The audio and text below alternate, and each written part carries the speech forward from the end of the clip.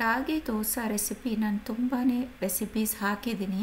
ಆದರೆ ಇವತ್ತು ನಾನು ಕ್ರಿಸ್ಪಿಯಾಗಿರುವಂಥ ರಾಗಿ ದೋಸೆ ರೆಸಿಪಿಯನ್ನು ಹೇಗೆ ಮಾಡೋದಂತ ತೋರಿಸ್ತೀನಿ. ಡೀಟೇಲಾಗಿ ಹೇಳ್ತೀನಿ, ಅದೇ ಥರ ನೀವು ಫಾಲೋ ಮಾಡಿ. ಈಗ ನಾನು ರಾಗಿದು ಹಿಟ್ಟಿಗೆ ಅಂದರೆ ದೋಸೆ ಬ್ಯಾಟರ್ ಪ್ರಿಪೇರ್ ಮಾಡಬೇಕಲ್ಲ, ಅದಕ್ಕೆ ನಾನಿಲ್ಲಿ ಅರ್ಧ ಕಪ್ ರಾಗಿ ಹಿಟ್ಟನ್ನು ಹಾಕ್ಕೊಂಡಿದ್ದೀನಿ. ಇದಕ್ಕೆ ನಾವೀಗ 1/4 ಕಪ್ಪಿನಷ್ಟು ಬಾಂಬೆ ರವೆನ ಹಾಕೋಬೇಕು, ಚಿಕ್ಕ ರವೆ ಇದು. ಈಗ ನಾನು ಅಕ್ಕಿ ಹಿಟ್ಟನ್ನು ಹಾಕ್ತಾಯಿದ್ದೀನಿ. ಒಂದು 4 ಟೀ ಸ್ಪೂನಷ್ಟು ಅಕ್ಕಿ ಹಿಟ್ಟನ್ನು ಹಾಕ್ಕೊಳ್ಳಿ. ಇದು ಕ್ರಿಸ್ಪಿಯಾಗಿ ಬರುತ್ತೆ ಅಕ್ಕಿ ಹಿಟ್ಟು ಹಾಕೋದ್ರಿಂದ. ಇದಕ್ಕೆ ನಾವೀಗ ಜೀರಿಗೆ ಹಾಕೋಬೇಕು. 1 ಟೇಬಲ್ ಸ್ಪೂನಷ್ಟು ಜೀರಿಗೆನ ಹಾಕಿ, ಗ್ರೀನ್ ಚಿಲ್ಲಿ ನಿಮಗೆ ಎಷ್ಟು ಖಾರ ಬೇಕೋ ಅಷ್ಟು ಚಿಕ್ಕದಾಗಿ ಗ್ರೀನ್ ಚಿಲ್ಲಿಯನ್ನು ಕಟ್ ಮಾಡಿ ಹಾಕ್ಕೊಳ್ಳಿ. ಸ್ವಲ್ಪ ಕರಿಬೇವನ್ನು ತುಂಡಾಗಿ ಹಾಕಿದ್ದೀನಿ, ಯಾಕಂದರೆ ಬಾಯಿಗೆ ಸಿಕ್ಕಿದ್ರೆ ಮಕ್ಕಳು ಕರಿಬೇವೆಲ್ಲ ಬಿಸಾಡ್ತಾರೆ. ಹಾಗಾಗಿ ಕಟ್ ಮಾಡಿ ಕರಿಬೇವು, ಆಮೇಲೆ ಕೊತ್ತಂಬರಿ ಸೊಪ್ಪು, ಆಮೇಲೆ ಒಂದು ದೊಡ್ಡ ಈರುಳ್ಳಿಯನ್ನು ಕಟ್ ಮಾಡಿ ಹಾಕಿದ್ದೀನಿ. ಚಿಕ್ಕದಾಗಿ ಕಟ್ ಮಾಡಿ ಹಾಕ್ಕೊಂಡು ನೀರು ಹಾಕ್ಕೊಳ್ಳಿ. ಇದಕ್ಕೆ ನಾನು ನೀರು ಜೊತೆ ಸ್ವಲ್ಪ ಉಪ್ಪು ಹಾಕಿ ಇದನ್ನು ಚೆನ್ನಾಗಿ ಮಿಕ್ಸ್ ಮಾಡ್ಕೋತಾ ಇದ್ದೀನಿ.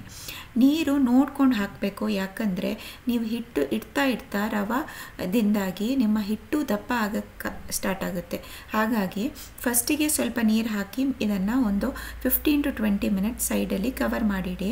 ಇದಾದಮೇಲೆ ಪುನಃ ನೋಡಿ ಕನ್ಸಿಸ್ಟೆನ್ಸಿ ಕರೆಕ್ಟ್ ಇದೆಯಾ ಅಂತ. ಕನ್ಸಿಸ್ಟೆನ್ಸಿ ಕರೆಕ್ಟ್ ಇಲ್ಲ ಅಂದರೆ ಇನ್ನೂ ಸ್ವಲ್ಪ ನೀರು ಹಾಕಬೇಕು, ಯಾಕಂದರೆ ಇದು ಫ್ಲೋಯಿಂಗ್ ಕನ್ಸಿಸ್ಟೆನ್ಸಿ ಇರಬೇಕು. ಹಾಕುವಾಗ ಈಸಿಲಿ ನೀವು ರವಾ ದೋಸೆಗೆಲ್ಲ ಮಾಡ್ತಿರಲ್ಲ ಅದೇ ಥರ ಬ್ಯಾಟರ್ ರೆಡಿ ಆಗಬೇಕು. ನೋಡಿ, ಈಗ ಹೈ ಫ್ಲೇಮಲ್ಲಿ ನಾನು ಕಾವಲಿನ ಬಿಸಿ ಮಾಡಿ ಈಗ ನಾನು ಹಿಟ್ಟನ್ನು ಹೊಯ್ದಿದ್ದೀನಿ. ಈಗ ನಾನು ತವಕ್ಕೆ ಮೇಲಿಂದ ಸ್ವಲ್ಪ ತುಪ್ಪ ಹಾಕಿ ಇದನ್ನು ಇನ್ನೂ ಒಂಚೂರು ಫ್ರೈ ಮಾಡಿ ಇದನ್ನು ಫ್ಲಿಪ್ ಮಾಡ್ತೀನಿ. ನಿಮಗೆ ಫ್ಲಿಪ್ ಮಾಡೋದು ಬೇಡ ಅಂದರೆ ಜಾಸ್ತಿ ರೋಸ್ಟ್ ಮಾಡಿಬಿಟ್ಟು ಸರ್ವ್ ಮಾಡ್ಕೋಬೋದು.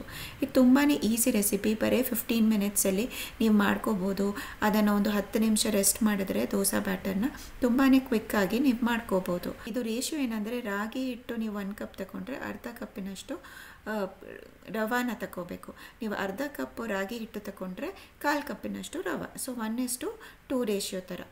ನಿಮಗೆ ಈ ರೆಸಿಪಿ ಇಷ್ಟ ಆದರೆ ಈ ರೆಸಿಪಿನ ಒಮ್ಮೆ ಟ್ರೈ ಮಾಡಿ ನೋಡಿ. Thank you.